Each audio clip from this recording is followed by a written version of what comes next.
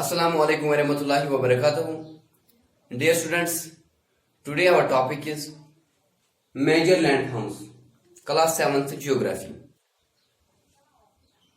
जो formation of land होती है इसके लिए टू फैक्टर्स रेस्पॉन्सिबल हैं. One is internal and another is external. जो फॉर्मेशन ऑफ लैंड है इसके लिए टू फैक्टर्स रेस्पॉन्सिबल हैं. Internal factor is also called endogenic and external factor is also called exogenic factor. ये फैक्टर्स रेस्पॉन्सिबल होते हैं formation of land के लिए. फर्स्ट ऑफ ऑल हम देखेंगे इंटरनल फैक्टर और एंडोजेनिक फैक्टर. इंटरनल फैक्टर से क्या होता है?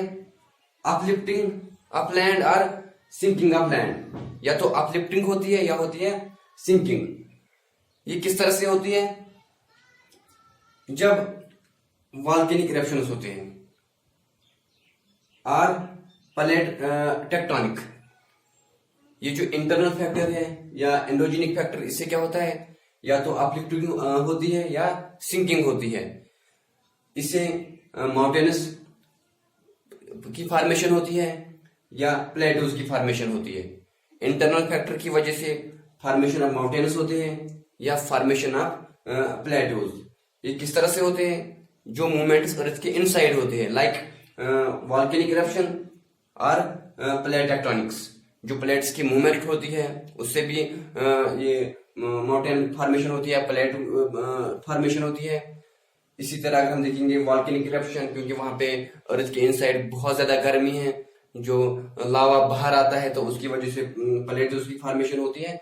तो ये एंडोजेनिक मूवमेंट है. अब हम देखेंगे एक्सटर्नल मूवमेंट और एक्सोजेनिक मूवमेंट. इससे किस तरह से लैंड फॉर्मेशन होती है? इसे या तो इरोजन होता है या डिपोजिशन. जो लैंड फॉर्मेशन होती है इससे एक तो erosion and second is deposition. It is due to weathering. It is due to weathering. जो एक्सटर्नल फैक्टर है उससे क्या होती है? Weathering. It involves disintegration and decomposition of rocks. इसे डिसइंटीग्रेशन होती है या डिकम्पोजिशन होती है इनकी रॉक्स की. The factors and agents such as heat. या तो हीट, जब बहुत ज्यादा हीट होती है उससे क्या होता है? रॉक्स डिसइंटीग्रेट होते हैं. कोल्ड, कोल्ड की वजह से भी Frost action, plants, animals and chemical reactions help in weathering. तो इसकी वजह से जो एक्सटर्नल फैक्टर है, जब बहुत ज्यादा बारिश होती है, बारिश की वजह से जब इरोजन होता है, जब बहुत ज्यादा बारिश होती है फिर फ्लड आता है, उससे इरोजन होता है. जो जमीन की अपर पार्ट है या जो हम देखते हैं माउंटेन्स में, जब बारिश ज्यादा होती है तो माउंटेन्स में पानी की स्पीड बहुत ज्यादा होती है, तो वहां पे बहुत सारा मटेरियल जो है वो इरोड होता है. जब वो इरोड होता है, फ्लड उसको अपने साथ ले जाता है, तो फिर वहां प्लेन्स में उसको, जब प्लेन्स में पानी की स्पीड कम होती है तो वहां पे डिपॉजिट होता है. उससे क्या होती है? उससे प्लेन्स की फॉर्मेशन होती है, उससे वहां पे लैंड फॉर्मेशन होती है.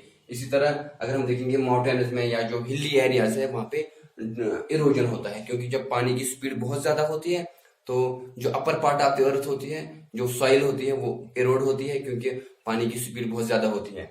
इसी तरह जब हीट बहुत ज्यादा होती है तो जो रॉक्स होते हैं वो ब्रेक होते हैं स्मॉल पीसेस में. तो वो उससे भी क्या होता है? जब बारिश होती है उन छोटे छोटे पीसेस को वो पानी अपने साथ ले जाता है, तो एक जगह से इरोजन होता है और दूसरी जगह जहाँ पे वो फिर उनको जब पानी की स्पीड कम हो जाती है तो वो पार्टिकल, जो स्मॉल पार्टिकल्स वो पानी अपने साथ लाता है, वो धीरे धीरे नीचे बैठ जाते हैं, तो वहां पे डिपोजिशन होता है, वहां पे लैंड फॉर्मेशन होती है.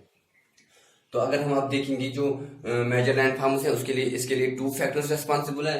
One is endogenic. Endogenic is also called internal factor. Internal factor में क्या होता है?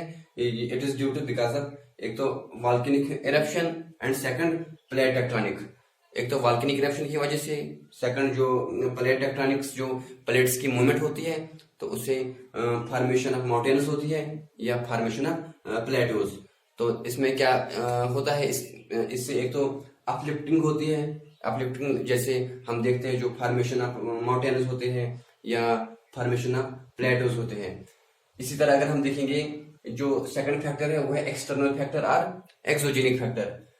एक्सटर्नल फैक्टर और एक्सोजेनिक फैक्टर से एक तो इरोजन होता है या डिपोजिशन. इरोजन कैसे होता है? जब बहुत ज्यादा बारिश होती है उससे क्या होता है, upper part of earth, upper part of जो होता है सॉइल, वो बहुत ज्यादा स्पीड की वजह से, पानी की स्पीड की वजह से वहां पे इरोजन होता है, वो इरोड होता है वो मटेरियल। और जब वो प्लान पे पहुंच जाता है वो पानी, तो उसकी स्पीड कम हो जाती है, तो वहां पे वो मटेरियल डिपॉजिट होता है, वहां पे भी फॉर्मेशन ऑफ लैंड हो जाती है। तो इसमें इसके लिए बहुत सारे फैक्टर्स रेस्पॉन्सिबल है। एक तो हीट, हीट की वजह से भी होता है क्योंकि जो रॉक्स है वो ब्रेक डाउन होते हैं स्मॉल पीसेस में। इसी तरह कोल्ड, कोल्ड की वजह से भी होता है।